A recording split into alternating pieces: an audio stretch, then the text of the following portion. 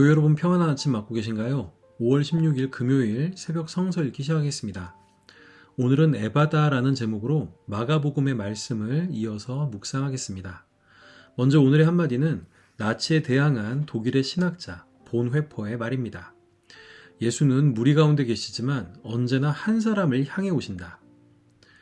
예수님은 귀가 먼 이방인을 아무도 없는 곳으로 따로 데려가셔서 그의 환부에 손을 대시며 그를 치유하셨습니다. 마가복음 7장 31절에서 37절 말씀입니다. 예수께서 다시 두로 지역을 떠나 시돈을 거쳐서 데가볼리 지역 가운데를 지나 갈릴리 바다에 오셨다. 그런데 사람들이 귀먹고 말 더듬는 사람을 예수께 데리고 와서 손을 얹어주시기를 간청하였다. 예수께서 그를 무리로부터 따로 데려가서 손가락을 그의 귀에 놓고 침을 뱉어서 그의 혀에 손을 대셨다. 그리고 하늘을 우러러 보시고서 탄식하시고 그에게 말씀하시기를 에바다 하셨다. 그것은 열리라는 뜻이다. 그러자 곧 그의 귀가 열리고 혀가 풀려서 말을 똑바로 하였다. 예수께서 이 일을 아무에게도 말하지 말라고 그들에게 명하셨으나 말리면 말릴수록 그들은 더욱더 널리 퍼뜨렸다. 사람들이 몹시 놀라서 말하였다. 그가 하시는 일은 모두 훌륭하다. 듣지 못하는 사람도 듣게 하시고 말 못하는 사람도 말하게 하신다. 두로에서 시로페니키아 여인의 딸을 고치신 예수님은 두로를 떠나 페니키아의 또 다른 항구 도시 시돈을 거쳐 헬라화된 10개의 도시가 있던 데가볼리 지역을 지나 다시 갈릴리 바다의 동편에 이르십니다. 더 넓은 이방 땅으로 사역을 확대해 나가신 것이지요. 갈릴리 바다에 이르렀을 때 사람들이 귀먹고 말 더듬는 한 사람을 예수께 데리고 와 고쳐주시기를 간청합니다. 그런데 이 사람은 귀가 먹고 말을 더듬었지만 선천적으로 귀가 들리지 않는 농인은 아닌 것 같습니다. 처음부터 아무것도 들을 수 없었다면 말을 하는 것이 불가능했을 테니 말입니다. 그래서 이 사람은 어떤 사고나 질병 때문에 듣지 못하게 된 것 같습니다.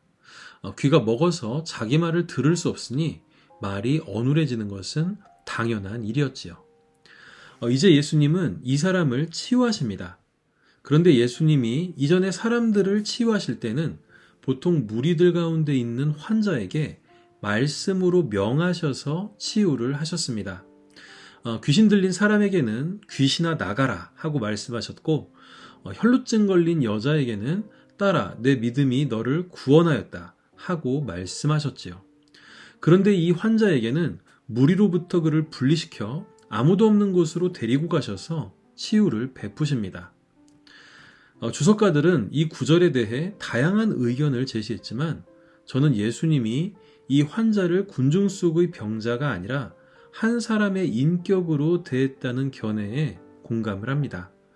환자의 입장에서도 수많은 군중의 눈을 의식하지 않고 오로지 예수님과의 교감에만 집중할 수 있었지요. 그런데 이 환자는 귀가 들리지 않고 말도 어눌했기 때문에 예수님과 말로, 즉 소리로 소통할 수는 없었습니다. 그래서 예수님은 환자의 환부에 직접 손을 대시는 방법으로, 다시 말해 손길로 소통을 하십니다. 이 방식은 청각 장애인이 세상과 소통하는 방식인 몸짓 언어와 연결됩니다. 예수님은 그 환자가 가장 잘 이해할 수 있는 방식으로 소통을 하신 겁니다.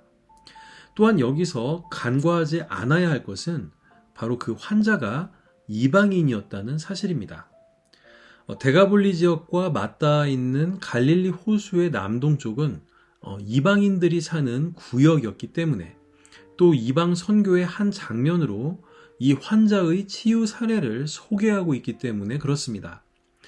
그렇다면 예수님은 당시 율법에서 부정하다 여겨지던 이방인의 몸에 직접 손을 대는 방식으로 치유를 하신 겁니다.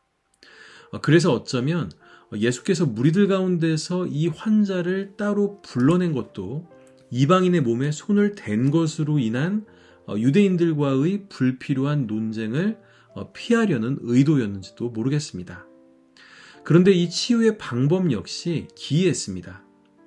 손가락을 그의 들리지 않는 귀에 넣고 침을 뱉은 손을 그의 혀에 대시고는 하늘을 우러러 탄식하시며 에바다, 즉 열려라 하고 외치신 겁니다.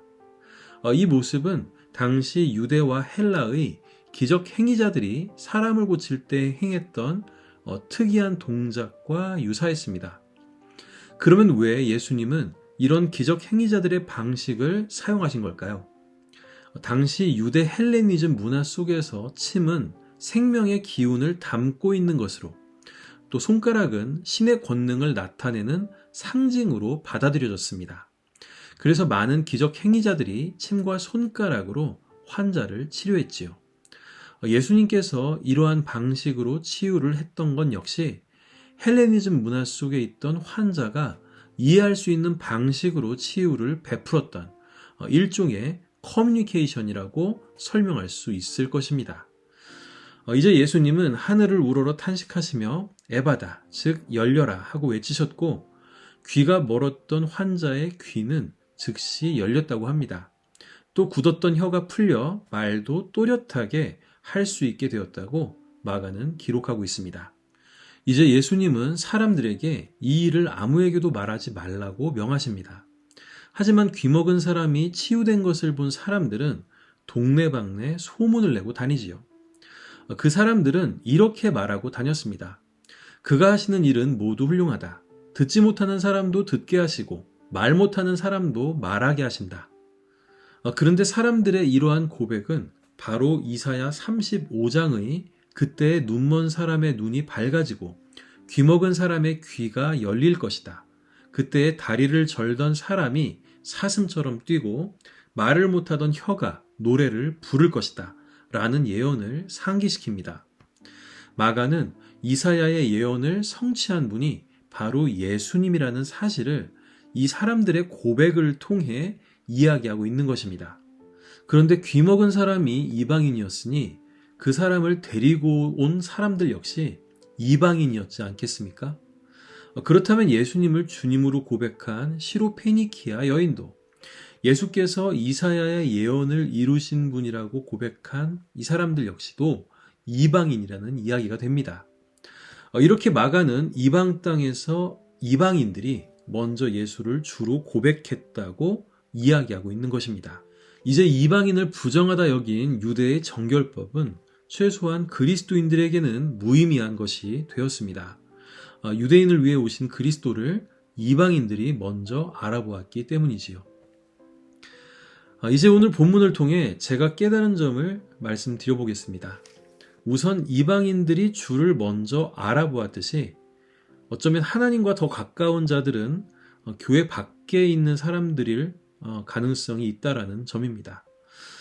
유대인들과 같이 교리에, 전통에 매여 제대로 하나님을 보지 못하는 자들이 바로 우리들일 수 있다는 이야기지요.